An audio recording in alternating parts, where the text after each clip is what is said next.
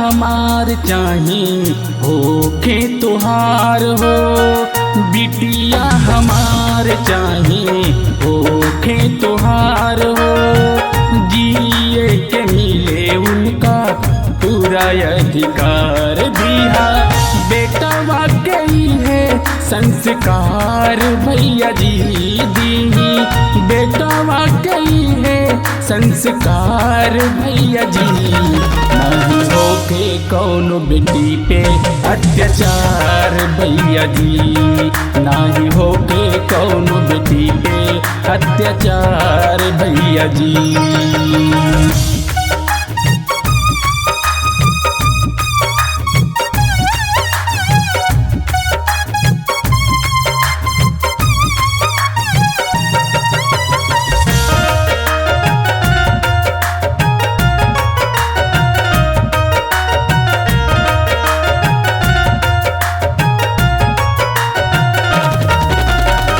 हिंदू मुस्लिम सिख ईसाई सबके माई नारी, सबके माई नारी।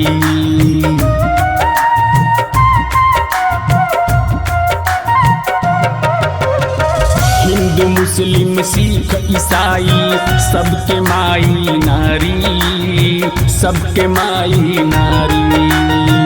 देखो सबके पैदा करके बनल बड़ी बेचारी, बनल बड़ी बेचारी।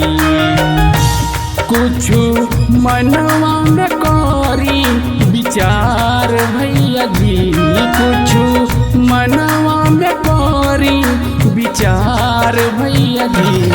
नाही होके कौनो बेटी पे अत्याचार भैया जी, नाही होके कौनो बेटी पे अत्याचार भैया जी।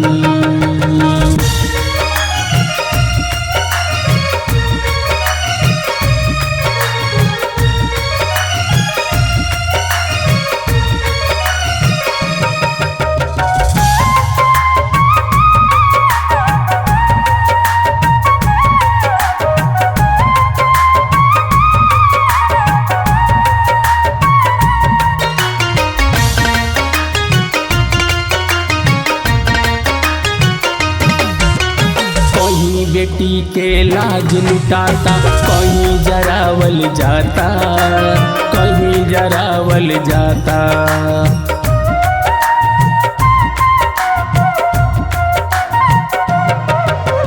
कहीं बेटी के लाज लुटाता कहीं जरावल जाता, कहीं जरावल जाता। कहीं बेटी के पैदा भइले से पहिले मुआवल जाता, पहिले मुआवल जाता। ऐसन लोगवा के करी बहिष्कार भैया जी, ऐसन लोगवा के करी बहिष्कार भैया जी। नाही होके कौनो बेटी पे अत्याचार भैया जी, नाही होके कौनो बेटी पे अत्याचार भैया जी।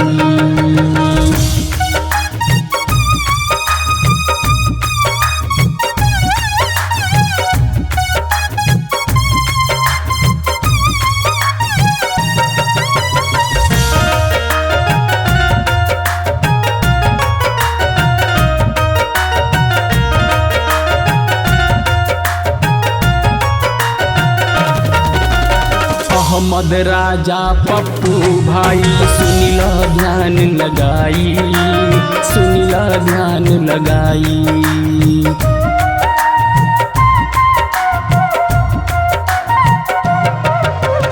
अहमद राजा पप्पू भाई सुनिल ध्यान लगाई, सुनिल ध्यान लगाई। दुराचारी के जब लेना फांसी के सजा दियाई, फांसी के सजा दियाई। तबले होते रही आए दिन दुराचार भैया जी, तबले होते रही आए दिन दुराचार भैया जी। नाही होके कौनो बेटी पे अत्याचार भैया जी, नाही होके कौनो बेटी पे अत्याचार भैया जी।